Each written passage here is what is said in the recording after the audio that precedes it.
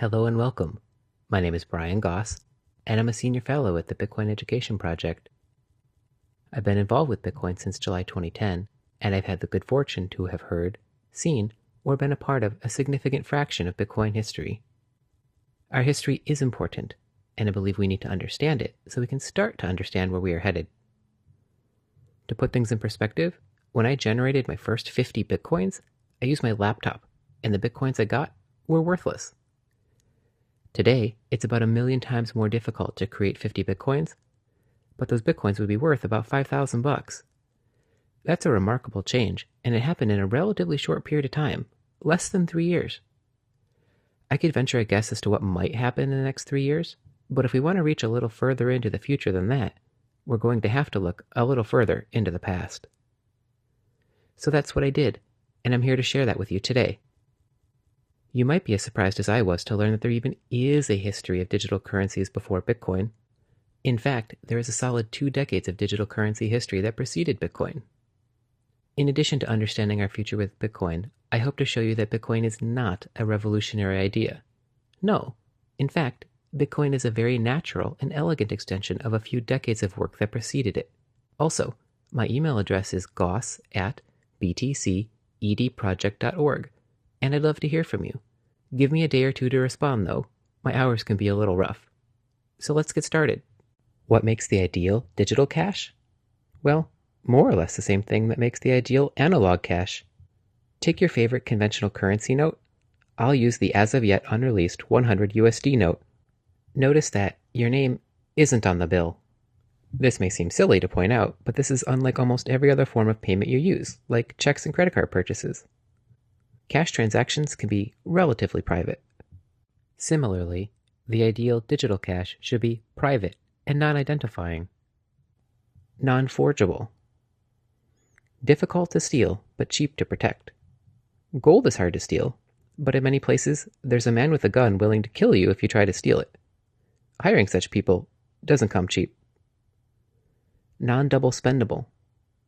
Easily and rapidly validated. Widely accepted. Divisible. This is kind of unique to digital currencies. For example, cutting $1 in half doesn't make it worth half a dollar. But in the digital world, it would be convenient to be able to split your money so you don't have to give an overpayment and trust the payee to pay you back in change. Combinable. Who likes taking 10,000 pennies to the bank? Thought so. In a digital world, this just doesn't make sense. Transferable. To anyone. Not just to merchants. Durable and portable. Gold is durable, but it's not very portable. Fungible. This means with mutually substitutable units, one unit being as good as another, like barrels of oil. You don't care which barrel of oil, so long as it's a barrel of oil. Easy to use. This goes without saying, but it's actually difficult to achieve. Think about encrypting your email. Theoretically, this is easy to do, but who does it? Stable value. When the exchange rate is rapidly going up and down, it's tough to make decisions with significant uncertainty in the market. If prices are only going up, no one spends. When the prices are only going down, people dump the currency. Irreversible. Once it's spent, it's spent. Your only recourse involves asking for it back or taking legal action against the payee. How many digital currencies existed before Bitcoin? How many before the turn of the millennium? Any guesses? 1? 5? Maybe 10 at the tops, right? Well, there have been a few. Yep, definitely a few. Including Sandia National Labs. Wait a minute, aren't those guys better known for this kind of stuff? This is a huge body of work by large groups of rather diverse people. Clearly, a lot of money has been spent on trying to create a digital currency, but then again, the reward for doing so is rather large. This begs the question, who paid for all of this? Well, for the most part, the US government, international standards bodies, and private companies. For example, the researchers behind NetBill, they received grants from the National Science Foundation. Netcash researchers got DARPA funding. DARPA also funded several projects related to payment processing. The World Wide Web Consortium and Internet Engineering Task Force folks, they had some really nice ideas to implement a micropayment transfer protocol. This turned out to be a bit larger of a bite than they could chew, and it never really panned out. The big credit card companies also had ideas. Let's take a quick look at categorization schemes for digital currencies. There are two main types of digital currencies, and these vary based on what precisely is transmitted during a transaction. Notational digital currencies basically transmit permission to adjust account balances. Token-based digital currencies transmit data called, well, a token, and it is the token itself that has value, much like cash. Other useful features for separating digital currencies involve the type of accounting. Who issues and who accepts the currency for redemption? How is the transaction validated? Is there anything backing the currency, such as fiat, bullion, the promise of service? Let's talk about notational digital currencies. These currency systems are similar to bank accounts, and their transactions are similar to bank transfers. Change is not required as precise amounts are transmitted. The account types can vary depending on the interaction of the payer with the payee. Direct accounts require the payer and payee to directly interact. A direct pull currency is similar to a checking account. When I write you a check, I'm basically giving you a permission slip to decrease my account balance and to increase yours. Indirect currencies do not require direct user interaction. These can be push or pull-based. Direct push currencies would be a token-based currency where the payer directly pays the payee without an intermediary. Token-based digital currencies are not tied to account ledgers and are typically paid for in advance to give the token's value. In these systems, the payee can redeem the token independent of the payer's account status. Again, it is the token that has value. Tokens usually have central points of redemption and a fixed exchange rate. In this respect, tokens are like casino chips. Let's take a look at two very different digital currencies. eGold was a turn-of-the-century company that offered the equivalent of a bullion-backed bank account. eGold took deposits in fiat, but processed withdrawals and transfers in bullion. eGold digital transactions amounted to push authorizations for adjusting paired account ledgers. That is, I could increase your account balance without your permission, and you couldn't stop me. Since the payer and payee did not have to interact, this is an indirect push notational digital currency. Advantages to this system included a bullion-backed ledger, a physical asset that was difficult to steal, irreversible transactions, as in, eGold promised not to reverse the transactions. Payment validation was fast. The disadvantage is, it wasn't truly private. Both the payer and payee could know the account details, and this was also known to eGold. The centralized system proved relatively easy to shut down. The web-based account system? Well, this made individual account security rather challenging, especially in its early days. So what happened to eGold? eGold ran for about 12 years without paying much attention to the anti-money laundering and know your customer laws in the United States. Newly opened accounts were granted full privileges at creation, and there were no restrictions on sock puppet accounts. In fact, their customer identification program began in 2008. The directors were not found guilty of money laundering or operating an unlicensed money transmitter business. They were, however, found guilty of conspiracy to commit those crimes. In the end, most of the charges were dropped, but the directors were sentenced to community service. Ultimately, it was not a technical failure that brought eGold down. It was their failure to integrate with the existing financial system. eGold shuttered its doors in 2008, but it wasn't until December 2010 that the government even approved their plan to return money to their customers. It was another 2.5 years before users could even start filling out the forms to get their money back. When Uncle Sam shuts you down, it can be a long and painful process.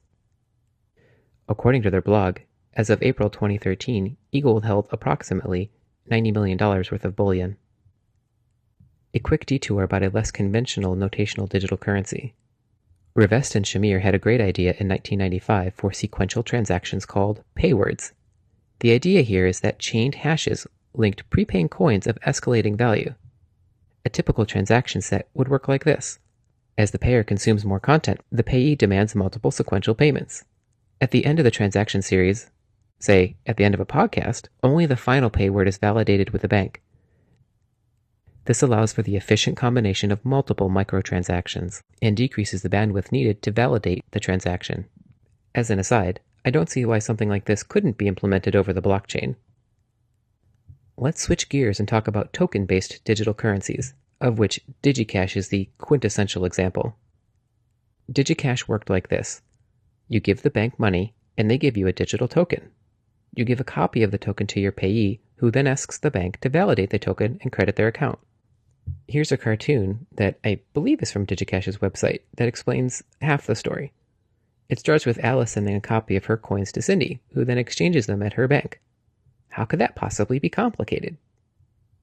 It was a pretty simple concept, but as with most things in real life, the devil is in the details. While public key cryptography secured the coins, this did nothing to keep the bank from knowing to whom the coins were issued. This is where the genius of DigiCash founder David Chaum comes into play. Chaum came up with a brilliant blind signature scheme to make DigiCash coins, well, more like real coins, or real cash. Here's our hypothetical DigiCash banknote. A real physical bill, like we saw before, has a value, security features, and a serial number, just like this one. You'll notice, however, our DigiCash bill is something of a cross between a check and a Federal Reserve note. The DigiCash note is of no value absent a signature from the bank. If we were to try to implement DigiCash on paper, you can imagine taking this to the teller at the bank, handing over a $100 bill, and asking the bank to sign it. The bank takes note of the serial number, signs the bill, and promises to give $100 to whoever presents it first for payment. The bank uses the serial number to make sure no one tries to redeem the note twice. So what's the problem?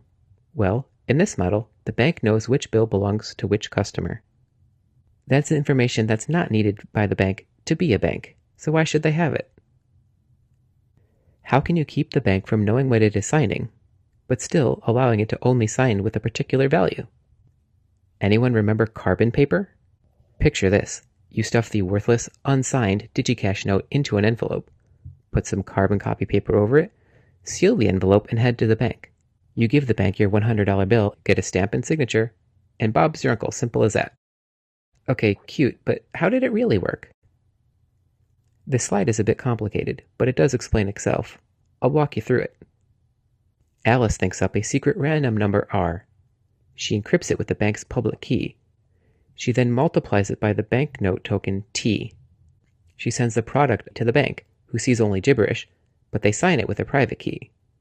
The act of signing imparts value to the now encrypted token T, but it also decrypts R. She then divides by R and is left with a valid token that the bank has never seen. Now I'd say that's pretty clever.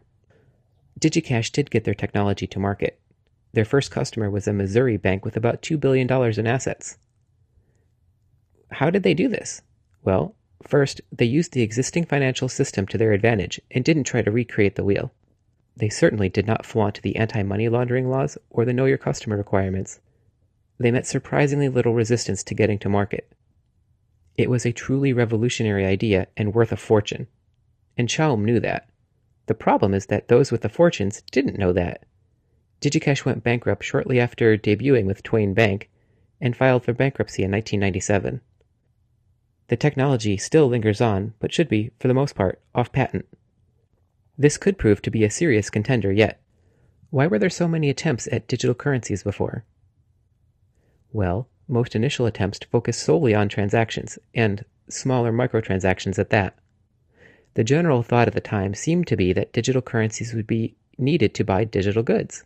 In fact, many of these currencies had goods delivery verification built in. I think we can trace the growth of the ad-supported internet and the failure of newspapers to adapt to the internet era directly to the lack of an appropriate micropayment transfer scheme.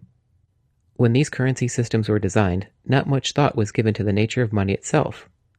People weren't thinking of digital currency as a store of value, but rather as a disposable and temporary representation of dollars or other fiat currency. What do these attempts teach us? Well, making a digital currency is difficult. You need a system that's easy to use and not costly. It must be secure, scalable, and easy to validate. Others either failed for technical reasons or for legal violations. At the close of the millennium, we still had no digital currency suitable for private or small transactions. Only the credit card payment processors survived, leaving a significant fraction of the population effectively unbanked, a condition that still exists today. In part 2 of this lecture, I'll be taking each of the technological pillars of Bitcoin, if you will, and tracing back the evolution of each of these ideas. We'll cover public key cryptography and the decades-long struggle to bring this technology to the public, Merkle trees, digital timestamping, and the public double spending database, and the proof-of-work algorithm that should have, and still could, save us from spam. We'll see how Bitcoin evolved from a clever combination of these ideas with relatively little modification to create something truly unique and extremely useful. See you then!